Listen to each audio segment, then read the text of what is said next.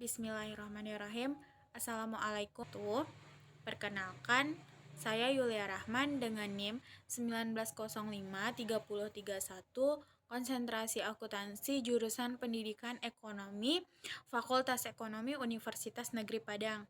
Baiklah, saya di sini untuk memenuhi mata kuliah Sistem Informasi Akuntansi. Saya akan membahas ada 4 soal. Yang pertama yaitu, menurut Anda dengan adanya XBRL ini bagaimana dampaknya terhadap masa depan pelaporan keuangan dan audit? Yang kedua, jelaskan perbedaan pola penyajian laporan keuangan berdasarkan sistem informasi konvensional dengan berbasis XBRL. Yang ketiga, ada XML, ada XBRL. Menurut Anda, apakah ada hubungan atau keterkaitan antara dua istilah tersebut? Jelaskan.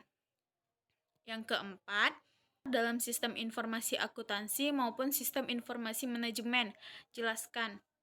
Baik, untuk soal pertama kita akan membahas kalian dengan jawabannya. Yang pertama soalnya, menurut Anda, dengan adanya XBRL ini bagaimana dampaknya terhadap masa depan pelaporan keuangan dan audit?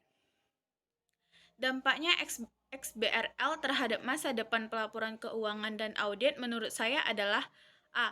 Pelaporan keuangan.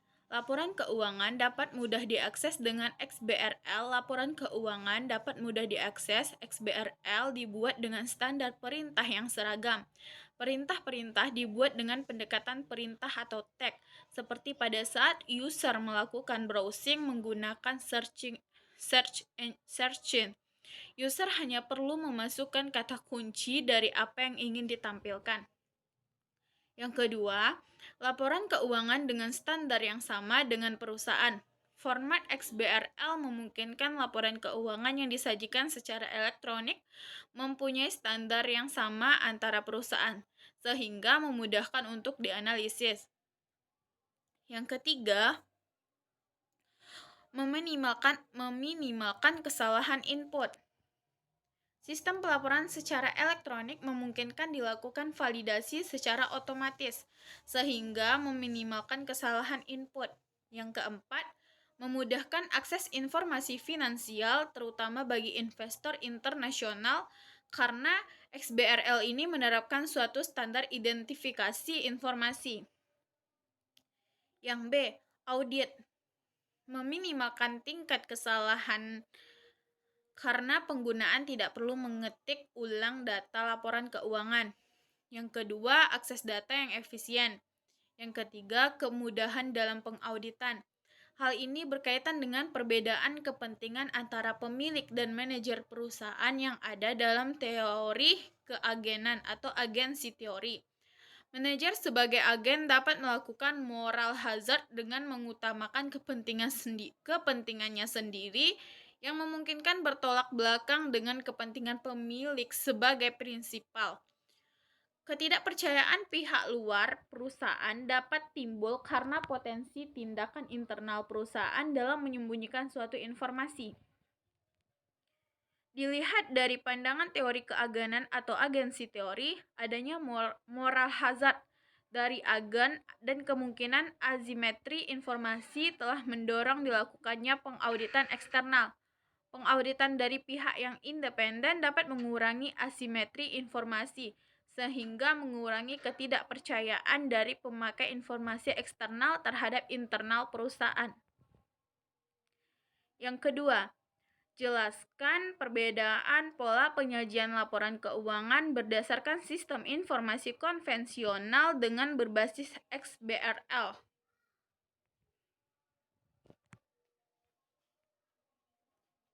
Salah satu artikel dari 12 diakses tanggal 2 Januari 2014 memberikan contoh skrip XBRL.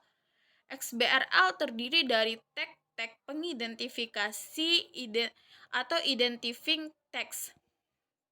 Tag pengidentifikasi itu diterapkan terhadap item-item data tertentu sehingga dapat diproses secara efisien oleh perangkat lunak komputer. Contoh item data dimaksud adalah beban penyusutan atau laba bersih.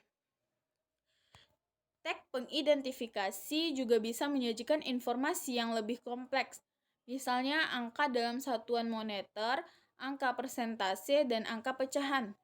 Lebih lanjut, XBRL juga memungkinkan pemberian label dan atau nama suatu item dalam bahasa apapun. Penggunaan kerangka acuan akuntansi yang berbeda-beda serta penyedia informasi lain terkait perusahaan anak. Contoh tag di atas terbaca sebagai berikut. Current asset, asset held for sale, construction in progress current, itu ada 100.000. Event inventories 100.000. Other financial asset current, heading instrument current asset, current tax receivable, trade and other receivable net current, prepayment current, cash and cash equivalent, other asset current, current asset total itu sama dengan totalnya itu hasil current asetnya itu ada 1 juta. Selanjutnya, XBRL mampu menunjukkan keterkaitan item-item data satu sama lain. Dengan demikian, XBRL mampu menunjukkan bagaimana perhitungan yang mendasari suatu item itu item data. XBRL juga mampu mengelompokkan item-item data tersebut menurut organisasi atau menurut tujuan pelaporan tertentu. Dan yang terpenting, XBRL dapat dengan mudah diperluas atau extensible, sehingga perusahaan dan organisasi lainnya bisa mengadaptasi XBRL untuk memenuhi kebutuhan-kebutuhan khusus. Informasi dikonversi menjadi XBRL melalui proses pemetaan atau disebut dalam format XBRL dengan perangkat lunak. Selanjutnya, informasi itu dapat ditelusuri, dipertukarkan, dan dianalisis dengan bantuan komputer atau dipublikasikan secara rutin. XBRL yang berisi elemen-elemen XBRL dan dikenal dengan taksonomi XBRL. XBRL atau XBRL taksonomi XBRL merupakan skema pengelompokan yang menetapkan tag tertentu untuk masing-masing item data. Sebagai contoh, dalam laporan keuangan berbasis IFRS, tag XBRL order reserves mempresentasikan post order reserves. Masing-masing negara memiliki aturan akuntansi yang berbeda. Akibatnya, masing-masing negara akan memerlukan taksonomi pelaporan keuangan sendiri-sendiri. Berbagai organisasi termasuk regulator, asosiasi industri, atau perusahaan induk bisa juga memerlukan taksonomi XBRL khusus untuk memenuhi kebutuhan pelaporan bisnis mereka sendiri. Taksonomi khusus juga telah dirancang untuk memfasilitasi penggabungan data serta pelaporan internal di dalam organisasi. Taksonomi khusus dimaksud adalah GL taksonomi. Phillips, Bahmansyari, dan Colvard pada tahun 2008 menegaskan bahwa untuk membuat dokumen XBRL kita tidak perlu belajar XML.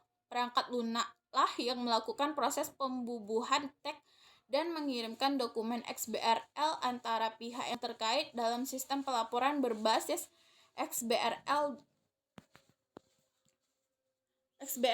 Dulu laporan keuangan emiten berbentuk PDF, sehingga jika ada investor ataupun analisis yang memerlukan laporan tersebut, mereka perlu melakukan key-in. Kedua laporan keuangan yang biasa digunakan emiten memiliki standar pernyataan standar akuntansi keuangan atau PSKA. Sedangkan investor di pasar modal berasal dari seluruh dunia, sehingga ada kemungkinan standar laporan keuangan PSKA PSAK bisa berbeda dengan negara lain. Selanjutnya soal nomor 3. Ada XML, ada XBRL. Menurut Anda, apakah ada hubungan atau keterkaitan antara dua istilah tersebut? Jelaskan. Menurut saya ada. XBRL merupakan XML, Extensible Markup Language, yang dikembangkan sebagai bahasa pemrograman dalam pelaporan bisnis dengan cara memberi identifikasi atau penandaan masing-masing data yang bertujuan untuk meningkatkan interoperabilitas. Interoperabilitas mengacu kepada penggunaan antara sistem yang berbeda dari berbagai entitas atau pihak secara terpadu, sehingga memfasilitasi kerjasama, kolaborasi, dan keselarasan operasi, termasuk interoperabilitas data. 29. Secara mendasar, XBRL terdiri dari dua elemen, yaitu taksonomi sebagai berbasis referensi kerja dari XBRL dan keluaran XBRL dalam bentuk instance dokumen. Extensible Business Reporting Language atau XBRL adalah turunan XML berbasis web non-proprietary yang digunakan untuk menandai data keuangan dan non-keuangan serta memberikan konteksnya. Itu penjelasan dari XBRL Internasional tahun 2000. XBRL Extensible Business Reporting Language dikembangkan oleh Charles Hoffman pada tahun 1998 dengan memanfaatkan XML untuk digitalisasi informasi keuangan. Menurut Ilyas dan Ghani pada tahun 2015, Extensible Markup Language atau XML merupakan bahasa markup yang lebih maju dibanding dengan Hypertext Markup Language atau HTML, di mana HTML hanya menggambarkan data sebagai data itu sendiri. Sementara XML dapat menunjukkan arti data tersebut. Contohnya, HTML hanya menggambarkan sebuah angka, sedangkan XML mengidentifikasi angka tersebut dalam konteks yang lebih spesifik, misalnya nomor pekerja. Menurut Steenkamp dan Nel pada tahun 2012. Bagian terpenting dari XML adalah extensible, yang berarti para pengguna dapat menentukan sendiri tag data yang sesuai dengan spesifikasi masing-masing pengguna. Bagian terpenting XML ini juga ada pada XBRL, di mana XBRL menyediakan tag untuk setiap item. Dengan demikian, setiap item dapat dibaca secara otomatis oleh komputer dan digabungkan sesuai spesifikasi pengguna baik di dalam maupun di luar perusahaan. Menurut Arnold, Bedard, Phillips, and Sutton pada tahun 2012. Selanjutnya, soal nomor 4. Apakah XBRL menyebabkan perubahan mendasar dalam sistem informasi akuntansi maupun sistem informasi manajemen? Jelaskan. XBRL dapat diartikan sebagai bahasa markup yang digunakan untuk membantu aktivitas bisnis sehingga secara efisien dapat menjembatani berbagai kendala perbedaan yang terjadi antara sistem. Menurut Hoffman dan Watson pada tahun 2010, pemanfaatan XBRL dalam pelaporan keuangan memberikan kemudahan dalam penyusunan sejumlah besar data, mengurangi perhitungan-perhitungan yang dapat menimbulkan resiko kesalahan yang besar, meningkatkan kualitas dan akurasi informasi, serta penyampaian laporan yang lebih tepat waktu. Bahasa XBRL yang berlisensi open source ini memiliki struktur mirip dengan bahasa XML. Meskipun demikian, XBRL mempunyai fungsi yang lebih baik dibanding dengan XML. XBRL mampu menampung kebutuhan semantik pelaporan keuangan yang melibatkan keterkaitan ganda antara satu elemen dengan elemen lainnya di dalam laporan keuangan atau multiple relationship. XBRL juga memiliki fitur ekstensibilitas yang jauh lebih baik dibandingkan dengan XML menurut Farewell 2010. Proses akuntansi yang berlangsung di perusahaan saat ini nyaris semuanya dilakukan dengan komputer, mulai dari yang sederhana dengan menggunakan spreadsheet, perangkat lunak akuntansi, hingga sistem yang terintegrasi seperti Enterprise Resource Planning atau ERP. Sistem informasi akuntansi yang ada saat ini belum optimal dikarenakan kendala interoperabilitas. Output dari suatu sistem informasi belum tentu dapat dibaca oleh sistem informasi lainnya. Rumitnya penanganan output dan proses konversi antar platform sistem informasi diperlihatkan pada gambar di bawah ini. Sistem informasi 1 itu menuju kepada output dan konversi menghasilkan itu yang ada sistem informasi 2 berkaitan dengan sistem informasi 1 kembali seperti semula. Output terlebih dahulu baru konversi.